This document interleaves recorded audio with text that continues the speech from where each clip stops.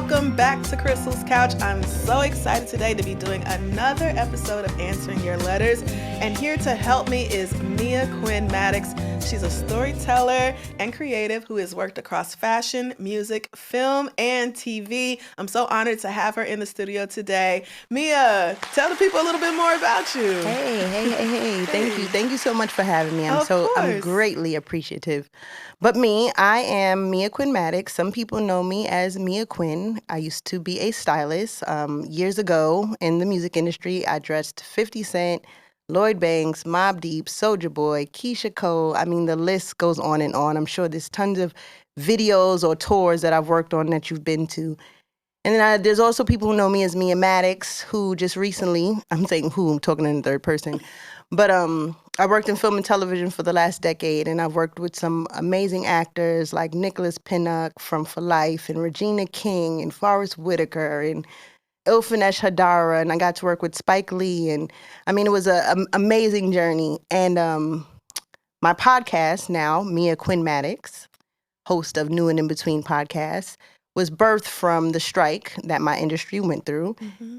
And it didn't just shift my industry in such a way that I've been out of work for the last year. In the last decade, I've never not worked. Maybe 2 weeks, and that was by choice, but I have not worked in 1 full year. And that's just, I didn't feel like that was a shift. I felt like that was an end. Mm. So I'm working on, I was working on my podcast, and now I'm pouring into my podcast. I'm relaunching my styling services to everyday people. Celebrities, I've given you enough. I'm ready to work on everyday people. I have so many people telling me that they don't like their arms. And I'm like, how don't you like something that's attached to your own body? Let me show you how to like your arms. Yeah. So I'm doing all those things and just trying to navigate my new unemployed life, which means budgeting and being broke. So that's where I'm at right now. Mia Quinn-Maddox, navigating being a podcast host and creating new lanes for myself. So here I am. Thank you. Thank you for having me. Yes, we're happy to have you here on the couch. I'm excited to hear some of your perspective with these letters. But yeah, let's dive right in. Who's up first? Let's see. All right, so we're going to start with Georgia. Okay. Georgia. Dear Crissle, a few years ago, our mother passed away, and now I'm caring for my disabled brother. My sister is always asking or dry begging for money. Help with her rent, food, stuff for her kids, etc. Initially, I didn't mind helping because I was making way more money than I am now. I'm living on a fixed income, and it seems like that doesn't matter to her. I've told her over and over again that I can't keep doing this, and this is my last time, but it goes in one ear and out the other. I'm also the only person in the family with a car since hers has been repossessed. Oof. I have to take them almost everywhere because they don't live by a bus line and don't have money for Ubers.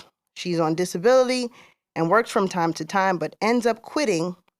She has an attitude problem, and not many people get along with her. We're still going. Yeah. The other day, her ex-husband didn't give her $40, and he dropped off their child. She called me hysterical and demanded that I call him and tell him that she owes me the money so he would send it. Wow. Okay. I refused and said that she didn't have to pay me back. She screams, I still want the money anyway. It really upset me that she tried to put me in between her and her ex-husband like that. Whatever money he gives or doesn't give her is none of my business. A couple of days later, I took my niece to get her birth certificate, and my sister wondered how she was paying for it. My niece let her know that I was paying, and my sister rudely said, oh, she's helping you but can't help anybody else? Mind you, this month alone, I have given her over $100. Oof. The entitlement is blowing my mind. I can't do this anymore. I want to cut ties with her, but I don't know how to maneuver because of the kids. We were raised to help each other because we were all we had. This situation on top of being a family caregiver 24/7 is too much stress.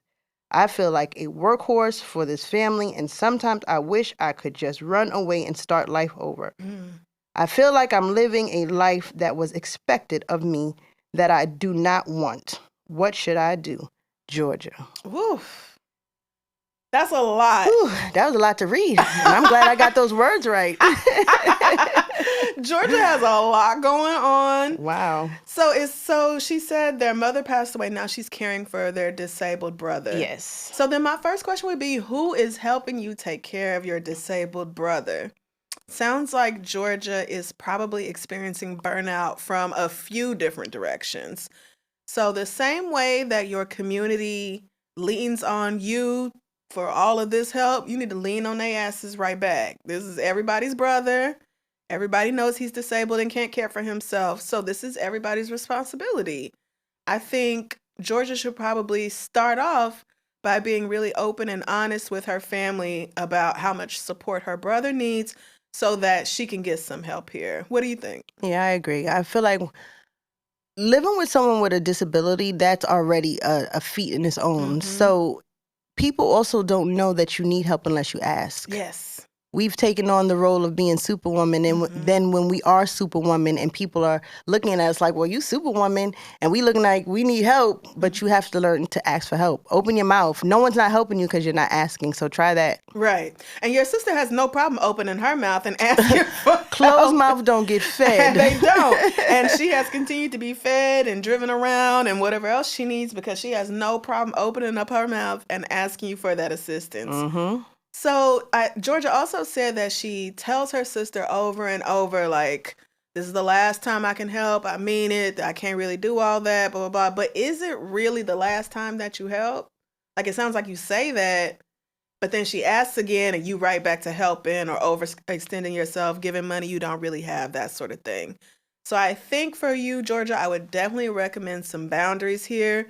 You might need to be a little bit clearer about what you can do and what you are willing to do, since this isn't a relationship where, you want to cut ties. She still wants to have connections with her nieces and nephews, understandably, but you need to have a real conversation with her, like Mia said, about the resentment you're feeling, in addition to the care that your brother needs that you need other people to pitch in with.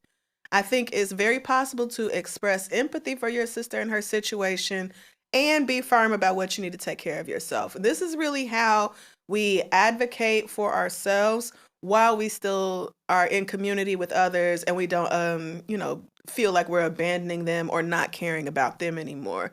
Your sister's going through a lot. She's on disability. I don't know what level of disabled she is or, anything behind that, but she works from time to time, so no steady employment.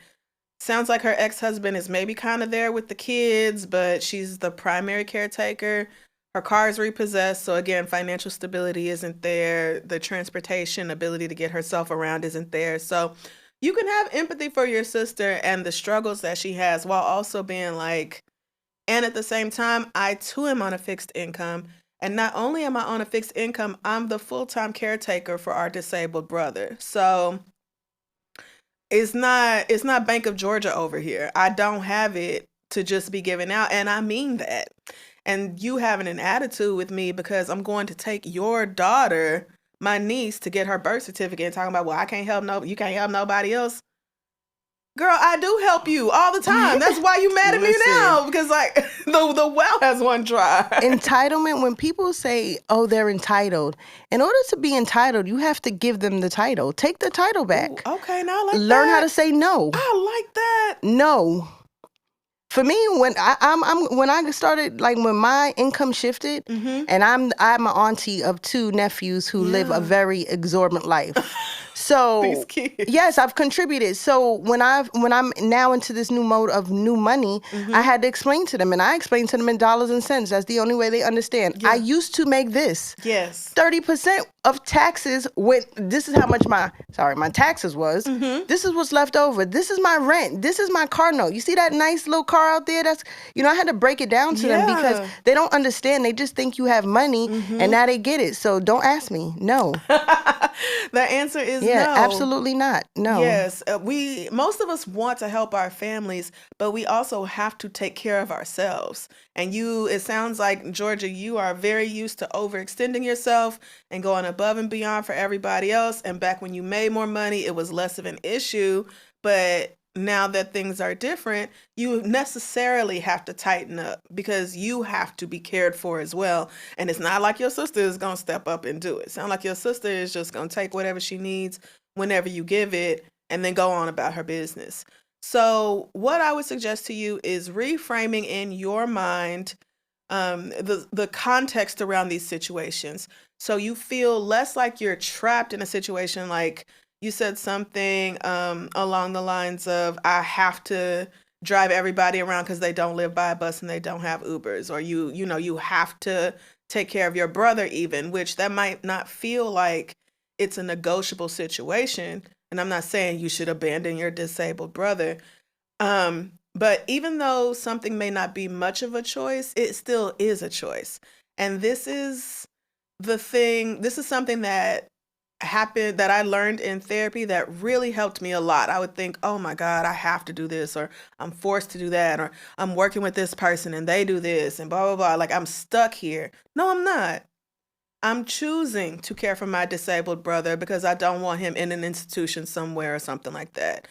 I'm choosing to drive my family members, even though, they don't have access to other places. Like I'm making the choice to go out of my way to help them because I want my nieces and nephews to be able to do the things they want to do, etc.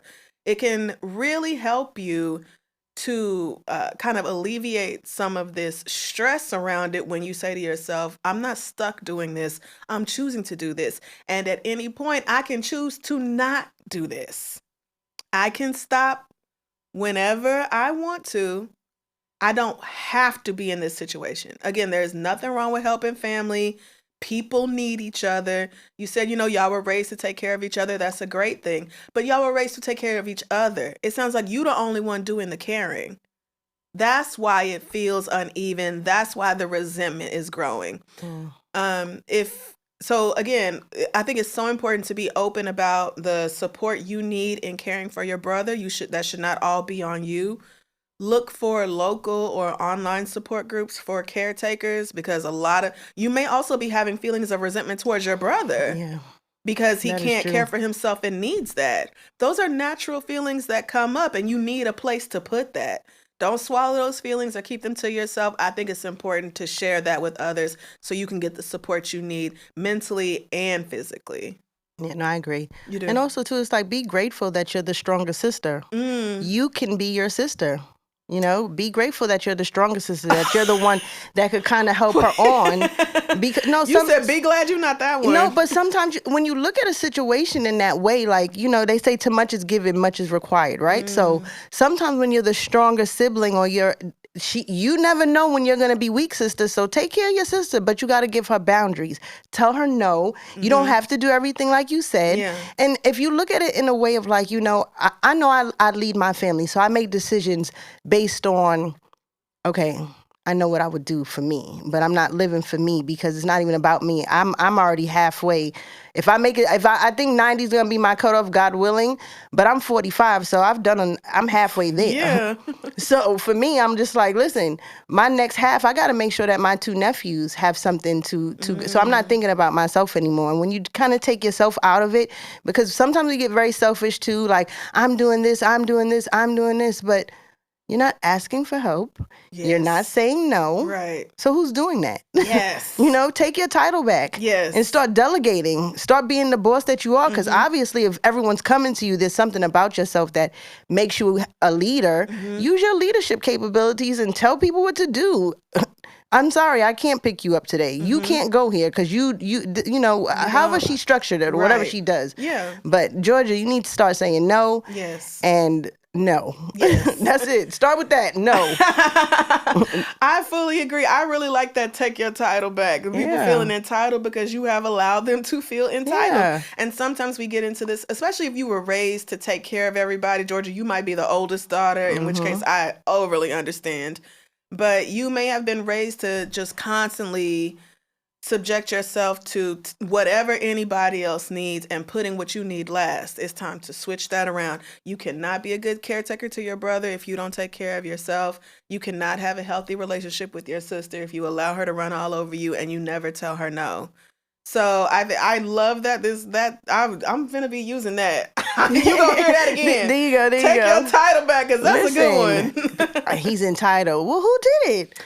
You did it by always going, because people are gonna. There's users and there's people who get used. There's givers and there's takers. The ebbs and flow of that have to be, you got to match to somebody. Yeah. So for me, I'm like, all right, I'm going to be a giver and a taker. So then I attract people who are givers and takers, and we're not misusing each other. But I know how to say no, family or not. Absolutely not. Absolutely. Sorry. No. And we're supposed to be that. We're supposed to be givers and takers. That's how relationships work. It's supposed to be a back and forth. But this is, everything is going forth and nothing is coming back. But you're also not setting a boundary and saying no. Because you're not speaking up. Yeah, you have to for yourself, because you can't pour from an empty cup. You're going to be dry. That's one of my And then favorites. everyone's going to be dry. It's like sometimes you got to tell people no so that you could replenish, fill yourself back up, and then you give them from what is overflowing. Yes. You don't pour from your cup. So if you empty, what are you going to, if you don't have nothing else, you done gave her all your money. Yeah. You done gave your brother all your time. Yeah. You done took them kids. Now you ain't got no car yourself. What are you going to do, Georgia? Where is the time for you? Who's pouring into you, Georgia? That's what we're saying. Listen. You got to have something for yourself, baby. You'll fall right apart without it. So that part. Yeah. Best of luck to you. Let us know how it goes. Who's next, Mia? All right, let's see. All right, so next we have Capri. Hey, Crissle, my best friend of 20 years is finally having her miracle baby after back-to-back miscarriages and a stillbirth. Her journey has been traumatic, to say the least. So this is a huge, long-awaited blessing. She has asked me to be the godmother, and I am elated for her and her husband. Next month, she'll be having her baby shower in our hometown, a deep red city in a deep red state. I have not been back home since leaving for college over 20 years ago, and I vowed never to return. I have a lot of trauma and terrible memories there. I want to just suck it up and show up for my friend show up for my friend for her big moment. But my entire body is in knots at the idea of returning home. I didn't sleep at all last night, and for the first time in years, I'm experiencing debilitating anxiety. The idea of me having to interact with people and an environment that caused me so much harm is unsettling.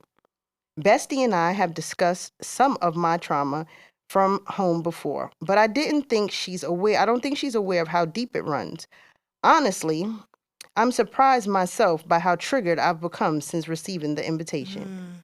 I can't imagine not being there for her for such an important moment, but I just know that returning home is going to seriously set me back mentally, and I've worked so hard to improve my mental health. I thought I was finally at a place in life where I was comfortable choosing me and my own needs first. But now I feel like a failure all over again because I can't cope with the idea of disappointing her. I booked a flight and hotel, but it's in the back of my mind. I know I'm going to cancel, and that's going to create a whole new slew of drama and mess with the very people I'm trying to avoid. I would appreciate any advice or suggestions you might have. How can I support my BFF at such an important time in her life without betraying myself? I feel stuck. Thanks, Capri. This is hard. Ooh. The back-to-back miscarriages and stillbirths, so of course they're very much, they're excited for this rainbow baby. It's a big celebration. This is your best friend of 20 years, so you've been with her through those low moments. You know how major this is for her.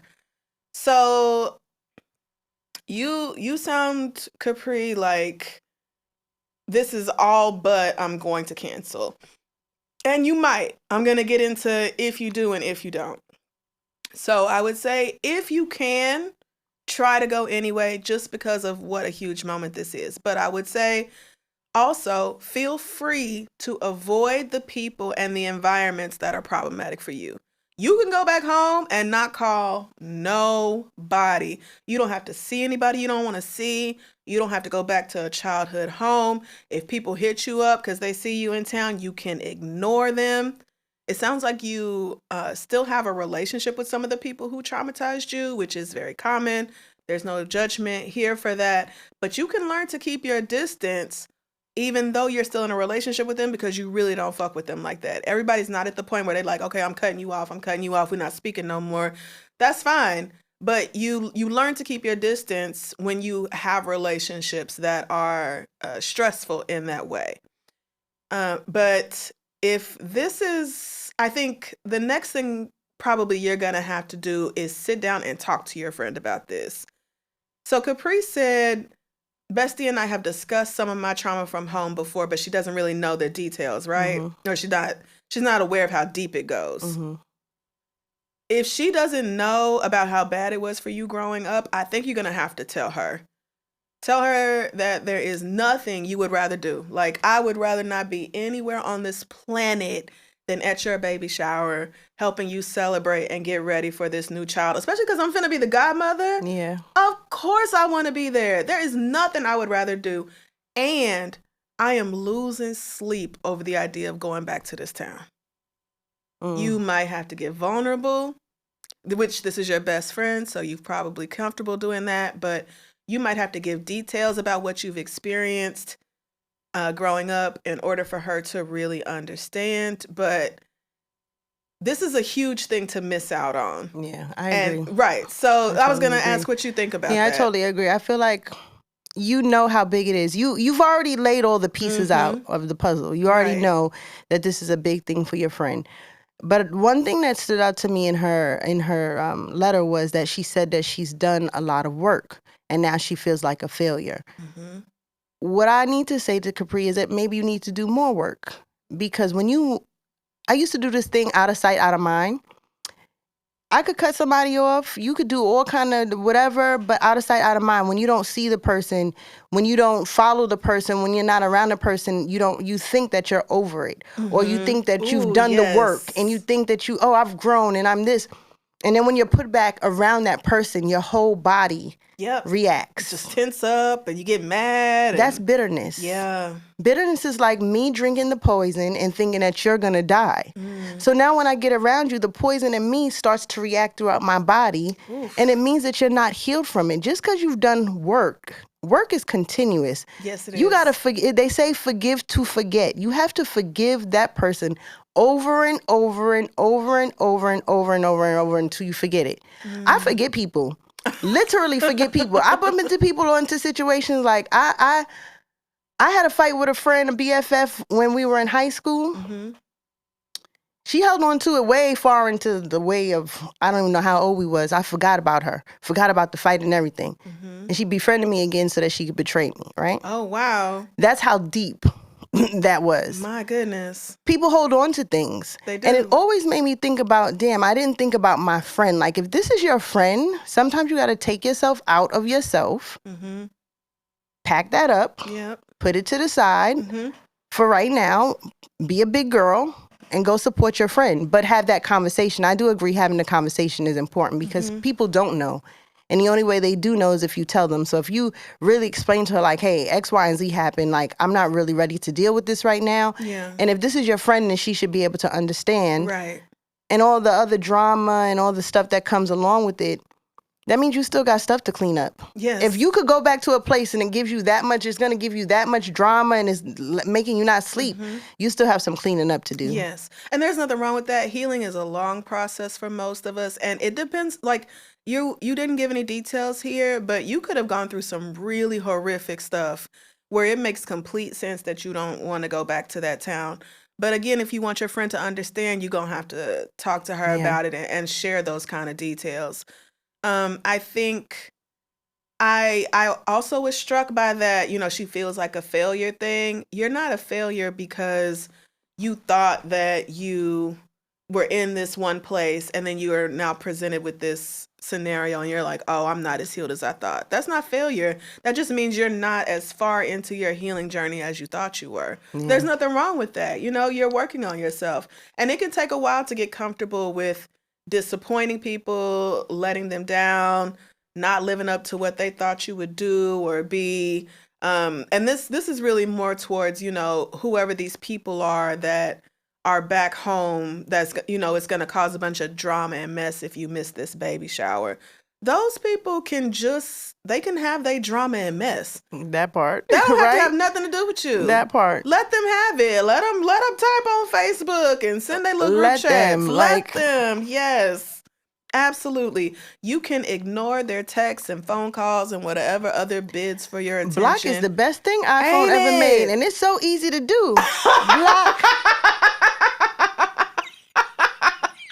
I block my mother sometimes. I'm like, I can't handle you right now. Yeah, I can't. And I'm a responder. So when I see it, I got to respond. So if I block it, then you don't respond. You don't even know it's there. Right. There's nothing for me to respond to. You better use that good old blessing of the block. Because listen, sometimes it's literally like, I would love to ignore this message, but you texting me put me in such a place. That part. That it's thrown off my whole day. You and your friend, y'all deserve better than that. So that's really advice for if you are like, okay, I'm gonna suck it up and try to go. Ignore all the people. Block them in advance if you need to. Mm-hmm. Hide yourself or block them on social media, whatever you need to do to protect your peace in order to show up for your friend. But if the thought of going is still too much for you to handle, again, we don't know what you went through there. So hopefully you're able to talk to your friend about it and she understands. But again, this goes back to being really transparent with her about what you've experienced, because this is a huge moment in her life with all the loss and everything. This is big. And maybe there's something else you can do to make up for it. Like, I don't know if she still lives there and you moved away, or maybe the both of you are in a new city. She moved away. She's the only one who moved away. She moved away. Because I was going to say, if y'all are in the same city, maybe you can have a baby shower, like just in y'all's city with the people she knows there, her coworkers, maybe something like that. Or y'all can do something special, just the two of you. Like a mommy's day out where y'all go to brunch or something. Yeah, but talk to her. Because you never, sometimes when we don't know, if you tell me, I'm like, okay, I'm your friend. I could take that in consideration. All right, let's just do our own thing. But she won't know unless you say. Right. And she might be down. I mean, like, look, I would love a sidebar friends. You don't have all these people touching on me, you know. Right. Yeah. Rubbing on my belly and stuff. I do need a break from that, actually. That's a great point that you brought up, that, it's whether people understand where we're coming from has so much to do with how we talk to them and what we share with them. Of course, I would want my best friend, godmother of my baby, to be at my baby shower. But if she says, girl, I can't go back to Oklahoma because happened to me, and just the thought of it, I'm losing sleep. I'm a rational person. I'm an adult woman. I understand that. And I don't want you to hurt yourself for the sake of my baby shower either. Yeah. So communication here, I think, is going to be really, really key for you, whether you decide to go or not. Just so that you don't end up, because I could definitely see your friend having really hurt feelings if you were like, I just can't go. Especially if she's saying, like, it's going to follow with drama and this and all these things. So if you have this conversation with your friend, at least you'll know what it is. And maybe she may not be understanding. She might not. But you have to be ready for that, too. Mm-hmm. She may be acceptable or, open to whatever it is that you're saying, and she may not. Yeah. And then at that point, you have to now make another decision, because what's more important to you? Yes. You got to really think about what's more important to you. Mm-hmm. Put yourself in her shoes. Right. How would you feel if she missed your baby shower after all, that you've been through to get to where you are? So you got to think of it in the way of, like, how would you feel if she missed out for something for you? And then have the conversation with him. Yeah. Be ready for either way, whichever way it goes. Right. You're right about that. It could go either way, and maybe she won't be so understanding, but that is the risk we take in any kind of relationship, friendship or otherwise. Like, this is just something you're going to have to be open with about communicating, and hopefully it works out. And I hope so. That's a sticky situation. I hate that for you, but let us know how the conversation with her goes. Capri, thank you so much for the letter. All right, Miss Mia, who's next? All right, let's see who we got next. We have Angie Stone Cold Steve Harvey. Hey, Crissle. Hope you enjoy my obnoxiously long name, inspired by Jade, of course. Of course. When listening to the first episode of Crissle's Couch, a lot of things came to light for me. While I listened to you discuss your own dealings with depression, therapy, and the healing process, it finally clicked to me that there is a way out of just existing with depression. I think I was so used to living with this condition as if it was a part of me versus a mental health illness. Yeah. My dilemma is that I struggle to actually admit to my therapist when I'm struggling.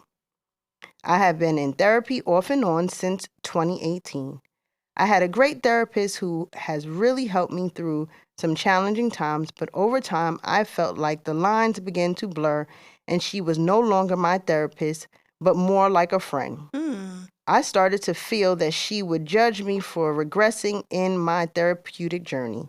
So I knew it was time to end that relationship. When I was pregnant, I was having a hard time with depression, so I began seeing another provider. We established a rapport, and I feel that while it's easy to talk about certain issues like my relationship or work, I'm once again having a hard time admitting that I'm struggling. I meet with her bi-weekly due to my busy schedule, and my main issue with which is my depression seeping back in and making me feel absolutely awful on some days. I am so used to appearing functional while going through major depression episodes that I don't even know how to take off the mask. This is similar in friendships, family relationships, and even my romantic relationships. I end up feeling so isolated, but I know I'm doing it to myself. Is there any advice on how to let a 30-plus-year-old guard down and become more vulnerable for the sake of my sanity and getting help? Sincerely, Angie Stone Cold Steve Harvey. This is Jade's fault. Y'all with the names, this is all Jade's fault. Angie, thank you for your letter. I would say because you are having this issue with two different therapists where you feel like, oh, this is more of a friend than a therapist, and I think maybe you'll judge me. I'm inclined to think this is more of your feelings and less of the therapist's individual behavior. But I want to reassure you, one of the main things that we learn in therapy school is that healing is not linear. That's like first semester. Therapists are supposed to have the patience to help you deal with the ups and downs. I feel like I'm taking 3 steps forward and then taking 2 steps back. That whole up and down process, therapists are trained to help you with that. You will not be disappointing your therapist by not being perfect. They are not expecting that of you. And they are actually anticipating that you will have bumps in the road. They know that getting to a place of good mental health is not a straightforward line. I have been seeing my therapist for almost 9 years because healing is not linear. It takes time. I have, when I first went to therapy, it was like, oh, this. And then I got to a place where it was like, I feel like I'm overwhelmed with trying to process all the things that have happened to me and trying to heal from them. And there are times where you have to take a break. I never took a break from seeing my therapist, but every day is not like, okay, let me get up and think about how I'm going to do the absolute best for my mental health and, everything that's exactly right for my healing. No, we're human. We're not always going to just follow the steps and do the right thing and blah, blah, blah, blah, blah, blah, blah, blah, blah. So I want to reassure you, if you need that reassurance, that your therapist is not going to be disappointed or angry or upset with you because you have depression and you're struggling. I'm not sure if you have much experience with therapy. No, I do. I've been in therapy. After I got let go from my job in December, I had started going, but I started going weekly because I feel like I was going through so much myself that I just needed someone to help me process, and kind of walk me through and even just to listen, because sometimes people think that therapy is me, but sometimes them just listening helps me to figure out. Sometimes I'll be talking to my therapist and I'm like, oh, blah, blah, blah. And then it's like, then the aha comes to myself. Yep. And then I'll say it to her and then she'll reassure me like, okay, well now you're making the right, whatever the case may be. I feel like we give the word friend, such a stone cold definition. Your therapist does become your friend. There's different ways to think of friends. They're not you know that they're your friend in the way of they're helping you become better. you know that you're not going to ever go out with them. You're not hanging out with them. You're not calling them. Right. But they're there to help you in a way. Aren't your friends supposed to be there to help you in a way? If you take that idea out of your mind, like, oh, you know, maybe you got to change your definition of friend. Because if someone is telling you that you're regressing and you want your friends to be yes men, like, you have to think about it in that way. Like, your therapist is your friend, but do you think is that how you conduct your friendships? Right. You know, if your friends are telling you that you're doing something wrong, or do you stop being friends with them? You know? Yeah. That's just a question that kind of made me think, like, maybe you need to question a little bit of, like, your friendships too, and maybe reclassify what friends is. Because I have tons of friends. Like, you know, I have friends that I only go to dinner with. I have friends that I only go on hikes with. I have friends that, you know, that know my whole life. I know friends that, you know, you have coworkers who I'm at work 12 hours a day, 14 hours a day. You become friends, but you're not, you know, breaking bread or, you know, spending the night at each other's house, but it's still considered your work friend. Yeah. You know, if we give more title, you know, a little more branches to friend, then maybe she wouldn't feel so bad about the person, you know, thinking like, oh, this is my friend. You're not going to hang out with her. Yeah, no, definitely not. It's not a two-way sort of relationship. But I think I see what you're saying. I think my issue here is that you seem to be afraid that the therapist is going to judge you because you're not doing everything exactly right, or because you're struggling with your mental health or whatever. But that is the last thing a therapist should be doing. And to Mia's point, it does make me wonder, like, have you been judged before? Like, yeah, it's is usually this like something something behind from it, childhood right? where you weren't allowed to be imperfect, where you were held to these impossible standards, and now you're kind of taking that experience that you've had before and assuming that other people in authority positions are going to treat you the same way. That might be true for you, it might not, but that's definitely not something a therapist should be doing. And it doesn't even sound like you've experienced it. It just sounds like you're so afraid of experiencing it that you're not even being honest with them anymore. But not being fully honest with your therapist really only hurts you. This is only holding you back. Yeah. So if it's that much of a struggle for you, then I would say just try spitting it out. Say something like, it's hard for me to tell you how I'm really feeling because I'm scared of being judged. That's a good one. And that's being honest. Yeah. And then they could take that Yes. and help you to unpack that. But you can't, what's not transformed will be transferred. So if you don't put it out there. Listen, you own it. Listen. That's from, I listen to a lot of church. Okay. You know, you get all the sayings from church. I was going to say, this sound like it came from the pulpit. Because it makes so much sense, though. It's like we pretend and then we expect people to help us. If you cannot be your whole entire self to your therapist, someone who does not know you, that you're paying to listen to you, that you could tell them whatever you want, there is a law that they can't repeat anything that you say. Right. You don't know them. I don't even know my therapist's last name. I don't even want to know. I don't even want to know her. Like, you understand what I'm saying? I do. I get that.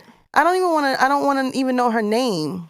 But you gotta be honest with yourself. No one can help you if you're hiding it. Yes. What's hiding it stays inside of you, so it's gonna come out some way or the other, which form or fashion.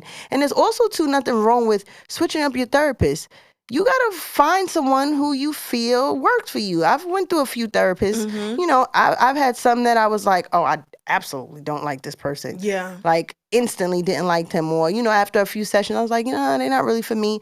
So it's nothing wrong with switching out your therapist and trying one until you feel like, you know, this is a person that works for you. But you got to be honest with. Yes. When I said I was going to do therapy, I had to say to myself, all right, girl, every secret that's down in there, I'm like, God, bring that up so that I can let that out. Yeah. Because I didn't want to hold on to anything no more. And I'm like, this person who's sitting across me, I don't even care if they judge me because they don't know me. Right. But they really shouldn't be. Yeah, I've never felt, have you ever felt judgment from your therapist? Not at all. Not at all.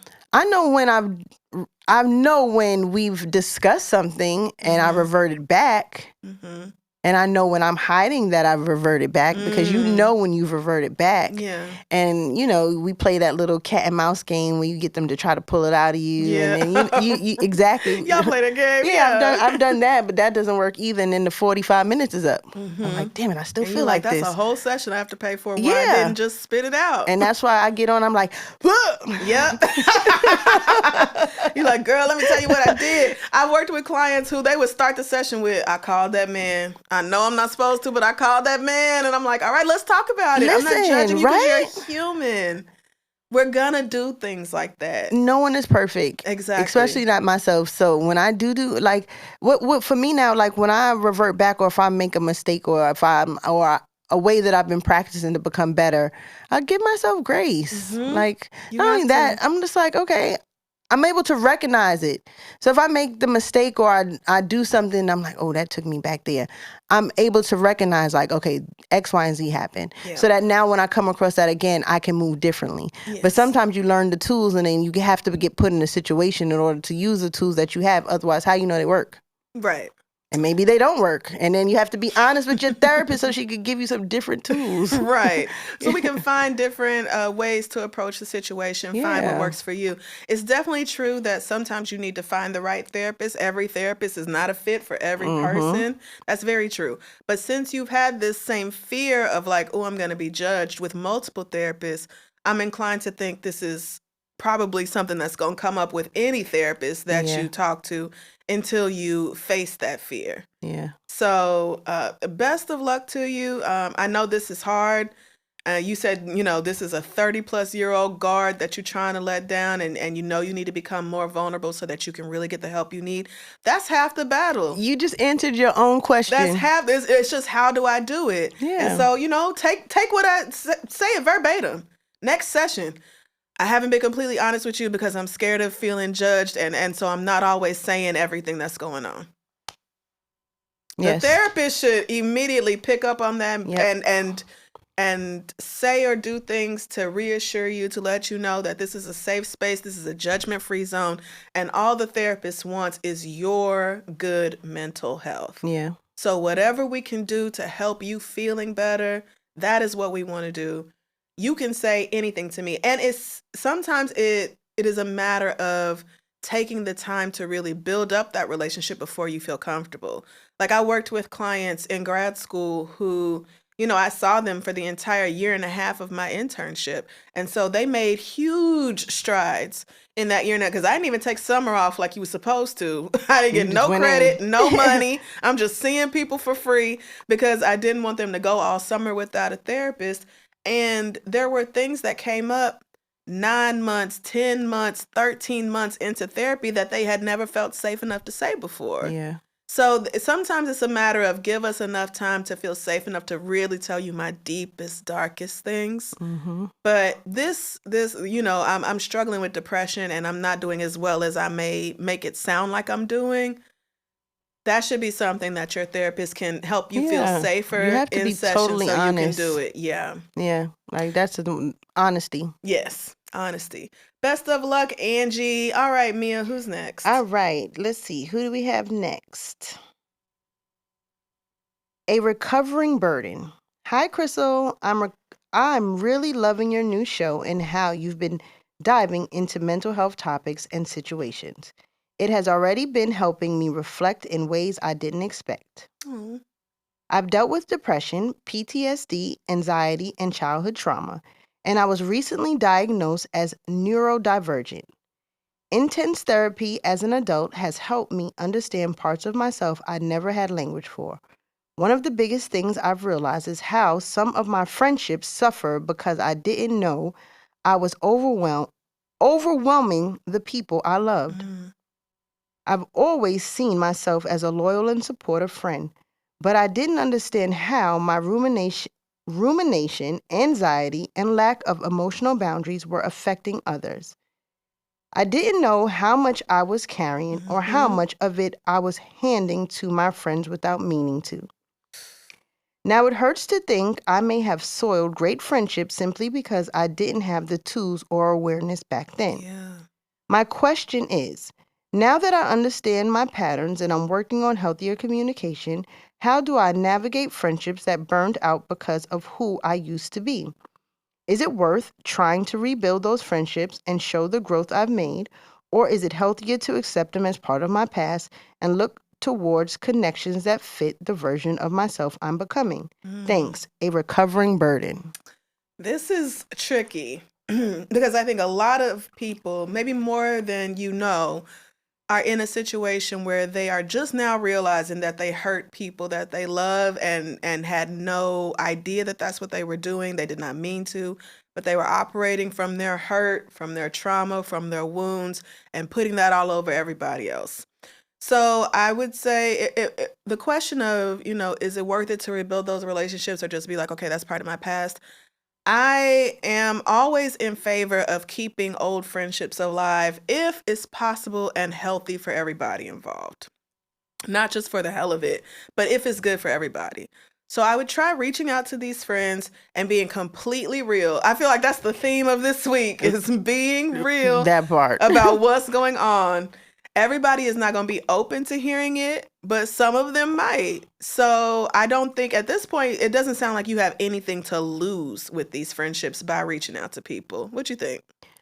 So this is my thought on friends, right? Okay. They are like trees. Leaves, branches, and roots. Leaves, you're going to get lots of them every season. What happens to the leaves? They fall off the trees at the end of the season. New ones grow. Mm-hmm. Sometimes friendships are for you to leave there, right? Okay. Yes. Let them fertilize Everybody the is not a ground. lifelong friend. Some of your lifelong friends are branches, but when you go through hard times or certain storms, they don't survive those and they break off, Okay, right? yes. You might get a root friend, one or two deep-rooted friends, but at the end of the day, there's no, we put this definition on what friendship is. I have friends, like when I worked in film and television, when I worked with the actors, I was their friend for that moment. I don't think that I'm going to go to, I'm not showing up at the Oscars like, hey girl, remember Hey Regina. Exactly. You know what I'm saying? It was a great time that we had together, and then some friendships that you have for a long time, you outgrow people. But if you've outgrown something, why would you want to go back? You're not going to fit in that space anymore. If you feel like you hurt people, apologize. Yes. There's always ways of writing a letter, because sometimes when you even apologizing to people, sometimes like people that I really hurt, I'm like, I forgive myself because I know where I was at that time. Am I going to open that can up again? Is it worth it? Do I want to be this person's friend again? Are they going to understand the person that I am now? It's not worth it to me.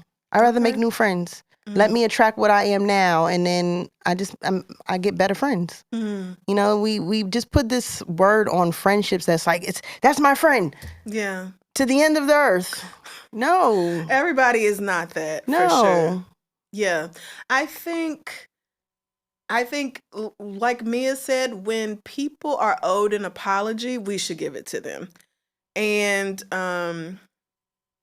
I think that's sort of regardless of how they're going to react to it. If you look back at these situations and you say, damn, I did you wrong. I did him wrong. I did her wrong. Yeah. I didn't try to, but I did it. I think it's important to understand that people deserve to be treated well, even when we are not in the place to treat them well. That is true. Just because I have whatever mental illness is going on doesn't mean you deserved the way that I treated you. They've distanced themselves for a reason.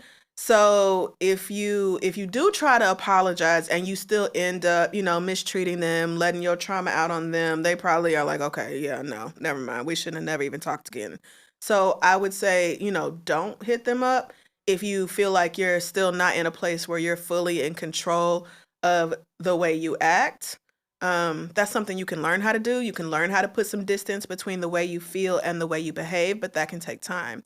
So if you really do miss these friends, but more importantly, you think, damn, I owe her an apology and I know I do, then you can say something like, hey, I just wanted to reach out to you to talk about the way that I acted. I was diagnosed with XYZ. I have ABC symptoms. I did not know it at the time, but I was putting my shit onto you. I was treating you unfairly because of the things I've been through, and that was unfair to you. I'm sorry for that. I've been in therapy for 8 months or whatever, and I've been working hard to get out of that space. And that's really how I came to realize that I was doing you wrong. I didn't treat you with the kindness and respect that you deserve. I would love to get together sometime and talk if you're open, but I understand if we can't be friends anymore. I feel like you deserve the apology regardless. I hope all is well with you. That's a good one. Something like that. That's a good one. That's a good one. Yeah. I hope she gets that all verbatim. Yeah, go back. Listen, girl, just copy and paste that because that was so good. That's a good one. Like, you kind of went over everything. And you don't got to get into details about your diagnosis because people don't understand. But that's a good one. Well, it's something to help them understand. Yeah. It's not like just so that people, even if, because you could say, you know, I was diagnosed with all these different disorders. You're right. The average person has no idea what that means, but it gives them some context for I wasn't just being a bitch. It was, or exactly, or it wasn't just being personal to you. Right, exactly. It was not like personal. I didn't understand what was happening, and this is what was happening, and I'm sorry that I lashed out at you. Yes. So I mean, no, I think that's a good one. It's very important to make sure that people, not to make sure they understand, because you can't control whether they understand. Yeah. But to make sure you're clear when you're communicating that the way I acted had nothing to do with you. Listen. That had everything to do with me. And I am so sorry that I put my shit on you. You did not deserve that. No, Something like that. And then, you know, if they're like, okay, yeah, let's go have coffee and talk, then maybe these friendships can be rekindled. Maybe you get left on red. You know, maybe they never answer your email. Maybe you stay blocked. And in that case, then, yeah, accept that as part of your past. Accept that as lessons to learn. And look forward to new connections where you don't mistreat people. Yeah. Because, you know, there's no shortage of people in this world. There's no shortage of friends you can have, whether they're these deep-rooted, lifelong friendships or they're casual friends that are like the leaves that fall off, you know, every few months or depending on the circumstance. There's no shortage of people out here that you can be friends with. So if anything, I would say reach out so that you can give them an apology like the example I just gave you, because it sounds like they deserve that. Yeah. Good luck, recovering burden, and let me know how it goes. Keep me posted. All right, I think we have time for one more, Mia. All right, so we have Marcus. Hi, Crissle. My best friend is a very kind person, but sometimes the things he says startles me. For example, we were recently talking about the ICE situation, and he mentioned that if he was a migrant or seeking asylum, he would just do things the legal way.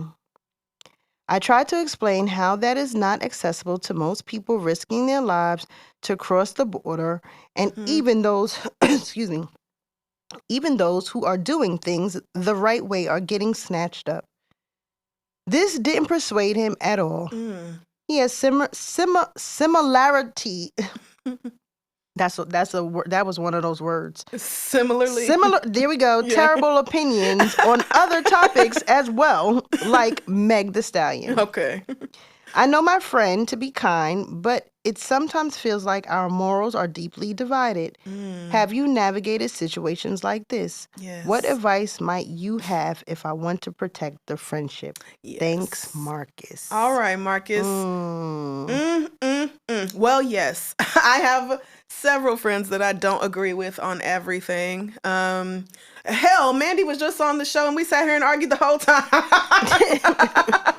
And I love her. We disagree on so many things. You know, I love my family members, even though sometimes they say things that are homophobic or transphobic, other things that I don't really believe in.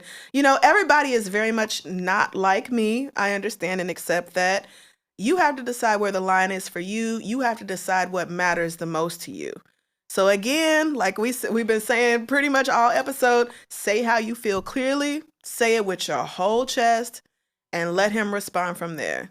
Like, everybody knows how I feel about, you know, LGBTQ issues or like taking care of children, making sure children get the care and support they need throughout their childhood for their well-being, growth, and development. But, you know, I only see, like, in the case of like little casual homophobic comments and stuff like that, I already only see my family like once or twice a year. I'm in New York. You're like, okay. They in Oklahoma and Texas. So I'm already only there pretty much for holidays and, you know, like Memorial Day, stuff like that. So it's very easy for me to be like, oh, here y'all go. saying something goofy that I don't agree with, but whatever, because we're not in community every day. I don't have to hear that every day, all day. And I do still love these people, even though I feel like they're deeply wrong, on these issues. And actually, my family has gotten much better in that department, which is another good thing. Like, the way they talk now is not the way they talked in the 90s, thank God. Listen, also too, there was no one to tell them to do different. Yeah, that's true. And for a lot of people, we have that one cousin who come in and y'all like, oh God, here we go. We finna get election. Yeah, you are. Yeah, you are. You finna get one. But these are not cruel-hearted people. They don't vote in a cruel-hearted way. They're not out here actually trying to strip rights from somebody, that sort of thing. It doesn't make their opinions on those things okay by me. But because we have so much distance between us, we don't really see each other that much. It's not like, okay, I'm never going to talk to you again because you said something I don't like. I already barely see you. Yeah. And like Mia just sort of inferred, sometimes people learn from our example, and just being willing to teach them or to let them learn by watching us. Sometimes that's enough. Yeah. Just being around me, eventually you're going to be like, okay, yeah, maybe capitalism is the root of all evil. Like, yeah, I'm rubbing off on you. I'm rubbing off on you. It's really about, I think it's about, when we disagree on the things that matter the most to us, and we don't want to completely sever the relationship, we have to decide where we're going to place this person in our lives. Yeah. Because it's easy to be like, oh, you don't agree with me? Fine, we just not friends no more. We just don't talk no more. But it's not that cut and dry with a lot of people. So maybe your best friend gets downgraded from best friend to associate.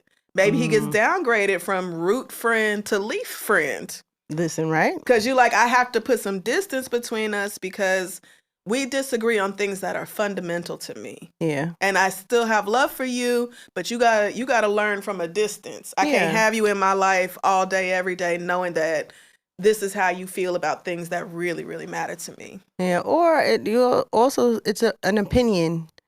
Like, it's an opinion. What stood out to me is that you said your friend is kind. Kindness are through acts of things that you do. Yeah. To say someone is kind, I don't give that word to very many people. So if your friend is kind and he has some opinions that people have opinions. Most people have opinions based off the information that they gathered that's not right. Yes. Okay. That's so real. I've never been a migrant. I don't know what it is to seek asylum. I couldn't even think. Mm-hmm. I can't even think right. of what that journey is. Yeah. I work with women, a foundation that works with women of migrants whose families are being torn apart and things. So it's like, I don't know what that is. I don't know what it is to walk that many miles or to, some of their stories are crazy. Yeah. I could never imagine that.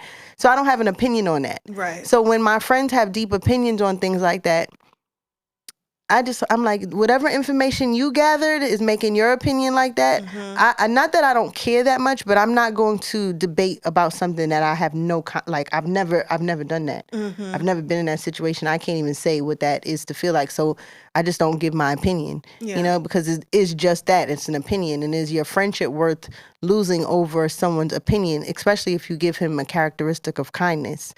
Sometimes we want everything to be right. And sometimes you're not going to agree. Yeah.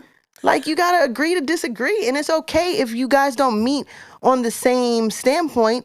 When I get into, debates with my friends, I don't have debates with people who don't vote. I don't. Did you vote? If you say no, the conversation is over. Okay. That's my standpoint. Yeah. I'm not debating with you about why you don't and this and that. That's because I'm not even getting into that. Yeah, I'm not wasting my time with that. I'm just not doing that. Yeah. I'm not going to sit here and debate with you about migrants because I don't know what that is. You know what I'm saying? So it's like, I choose my conversations, and if I do find myself in some kind of I know how to get out real quick. Yeah. Or you tell your friend, I don't want to talk about that. I have friends talking to me now about this whole Diddy thing, the documentary, and 50 because I worked with him. Because he produced and it. I keep telling everyone, not my business. Interesting. Not my business. I'm not even getting, because I know him. I know people who know the other part. It's not my business. It's not my business. So when my friends come to me to talk to me about it because they think that I'm gonna, give them intel, I make it very clear, girl, I don't talk about that. I'm not talking about that. I'm not talking about that. I don't want to talk about that. You don't want to talk about that. Yeah, and that's very much your right. Yeah. You can say that. Exactly. And then we move to something else. I change the subject to something else. So if you don't want to talk about things, or if your friend has an opinion about something that's going to upset you, change the topic. Sometimes people's opinions don't necessarily mean that that's how, like, I have friends with some crazy opinions. I'm like, girl. Same. But I know that if I needed a liver, a kidney, or a heart, they would give it up. Like, you know what I'm saying? So that's big. It's like, sometimes like, oh my God. And then some people are just dumb. I've been realizing that, and I'm serious. Like, some people are just dumb. Some are. So you have to think about, are you dumb to sit here and have this conversation with this dumb person? Damn. And go back and that's what I get when I find myself, because I like to chess box. I'll argue you down to the ground. But I'm like, this is a dummy. Yeah. I'm saying this to myself, like, they're not even going to understand what I'm saying, so this is just not even going to work, so I'm not doing this. Yeah. For me, it's less about whether I can conceptualize what it's like to be a migrant or somebody seeking asylum, and more about, I think it's wrong for ICE to be coming in and snatching people up off the street. That's what I think. So if my friend starts talking about, well, I would just do things the legal way, I would say, I don't care if you do them the legal or illegal way. I think it's wrong for ICE to be snatching parents away from their babies. At graduation. Throwing people in jail. Right. At graduation. I think that's wrong, period. Whether you did it legally or not, I think it's inhumane the way we're treating people. Or the Diddy situation. A lot of that, I mean, there's been so much about what's going on, and I have no issue with believing it, but when you see video evidence like the stuff with Cassie, for me, it's like, okay, I feel this way about Puff based off of the things I've seen. I think it's wrong to abuse women. I think it's wrong to treat people the way he did. That's how I feel about it. It's not even, I want to sit here and think about, oh, well, what if he did this? Or what if he did that? I'm talking about what I've seen. What we've all seen at this you're point. Like, this is my standpoint on and this. this is right. And so, again, it goes back to what you feel strongly about. If I feel very, very strongly about women being abused or kids not having parents no more because they came and got snatched up in the middle of the night by ICE, their parents are no longer here, then somebody being ignorant about those things, I'm probably not going to be able to just say, oh, well, let's change the subject, because I care so deeply about that and I feel so strongly about it. I'm not going to be able to just brush it away or whatever. So for me, instead of changing the subject, I would probably reconceptualize where I put you as far as importance in my life. If we disagree fundamentally on something that means that much to me, it means you're not my best friend. You can't be my best friend if you are like, well, I just feel like y'all should have filled out the paperwork and waited years and maybe you would have came over and maybe not. But, it just is what it is. ICE can snatch people out of their homes if they want to. Okay, so we fundamentally disagree on that then. Yeah. And I don't know that we can have as close of a relationship. This is this is Marcus's example, so that's why I keep bringing it up. Yeah. But yeah, there's some things that we can't just look past. Most of us have things we care very, very deeply about where the people closest to us can't disagree on that. Yeah. Like being a Black woman in America, I'm not sitting here going back and forth with y'all about Trump. Not only that, I'm not going back and forth about being a Black woman in America with anybody, because you never gonna get. The only person I talk to about being a Black woman in America is another Black woman, because they're the only person that's going to get really going to what get I'm talking about. Because I could go on for 900,000 hours. And you still not going to get it. You to understand. No, you have to be this. And it's not, listen, and you got to be a brown Black woman, because what I go through as a brown Black woman is different from what the darker skinned women go through and what the lighter skinned women go through. So when I have my conversations about things that I go through, I'm very choosy when it comes to those topics like being a Black woman. Yes. Like, I'm not debating that with a white woman. Absolutely you don't have not. any idea. Right. So I totally get that. And even if you can have empathy and be like, oh, well, I know what racism means. I know what sexism means. I know what misogyny means. Black women have to experience all that at the same time. Okay, I have a lot of empathy for you. That's great that you have this intellectual empathy for us, but that doesn't mean you know what our experience is like. Because I have empathy. Like, I feel empathy because what's happening to these, what ICE is doing is tearing the home apart. That's happened in the Black community since slavery. Yeah. So I'm empathetic in the way that I know what that feels like to have family members torn out of, I mean, we all do. Yeah. We have family members in jail, family members who we lost to the drugs. You know, it's not the same, but it allows me to be empathetic towards them, but never enough to have an opinion on whether you should do something legal or illegal. You know, I don't know what it is. You hear some of these stories about, you know, I mean, just some of the stories. People are fleeing horrible things in their home country, things that a lot of the time the U.S. is responsible for.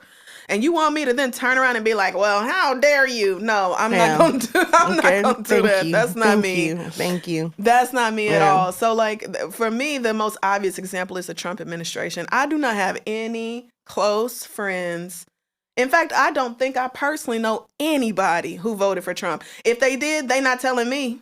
They keeping that a secret from me forever. I do know some people. I do know some people. For me, that's a hard line. I do know some people, but I evaluate the person and then I look at them like, oh, you know, some people, I get it, right? You totally get it. Like, I knew that was who you were voting for. I knew that. Oh, you knew that about them in advance. You know that. Okay. But then there's some people that you're surprised of, and then I have to ask. Like, I have a friend who voted because she's a business owner, right?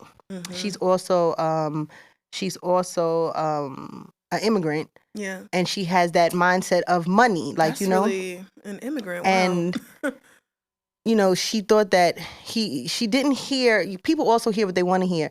She heard the part about money and taxes and, you know, all the things. People hear what they want. The parts that were affecting her as a business owner and in the industry that she was in, those things that he was saying were good to her because it meant that she was going to make more money. And you don't listen to every debate. You're not listening. You know, she kind of tailored it to her. And then when you see how you know, what peeled out of that that cocoon was not a butterfly. But it's like, what do you contributed to that? Yeah. You know? I mean, and as an immigrant, he could very easily revoke your right to be here. Yeah. And then what? But I don't get, like, I could have looked at her in a way of like, oh, she's against Black people or she's racist and I didn't, because I took the time to understand why, like what made you do that? And then it made me understand like, oh, okay, well, because you know, how many of us read the instruction books when we get anything? Well, I do. But I know I'm the only one. I started. I started because I'm tired of putting stuff together twice. And then broke one, stripped it down. Listen, I totally get it. I totally get it. So that goes back to my point of we're all individuals. What is a hard line for me is not a hard line for Mia, and vice versa. Like, everybody's an individual. So Marcus, you can decide what matters the most to you and go off of that. Set your boundary. Like, also, you know, I am in a tax bracket where Trump would save me money over Kamala Harris. So, and that was a lot of people. And I did not vote for Trump. I'm not voting for my best financial interest because I'm thinking about the collective and not just me. Yeah, everyone's not like you. Right. Everybody is not like me. Because a lot of people that I know that, you know, that I do know that did, it was that same reason. Money. I'm in a certain tax bracket. You know, it's money. So everyone reads what they want to read. So it's like, you know. Right. They read with it. And people, you know, once you hear something that you think sounds good, you kind of lock in on that. And then here come Kamala talking about raising taxes to, you know, to send the babies to school and all this. And you like, not my taxes. That some people have that mindset. Yeah. I'm not close to anybody like that, or at least not close to anybody who would openly admit that again, because I'm very vocal about how I feel about that sort of thing. But we all get to decide what we accept in our lives. Yeah. So I think Marcus, we've given you a lot here to think about and to mull over, but it's important to remember that you get to choose what is a priority in your life and how you want to deal with this person or not going forward. I think, we've given you quite a few options here for what you want to do. Exactly. For what you want to do in this relationship. All right. Well, that is going to wrap up this week's episode of Crissle's Couch. Mia, thank you so much for being here. Thank you for having me. I'm greatly appreciative that you gave me the space on your couch.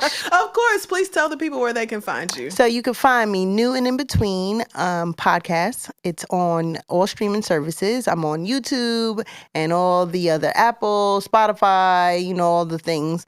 New and In Between. It's the same on YouTube. It's the same on Instagram. And there you go. Follow my podcast. And then you'll find out all the other great things that I'll be doing eventually. I'm starting a little Girls Gun Club. Oh. You might want to be part of that. Let me call my friend Jay. Listen. She loved to listen. Okay?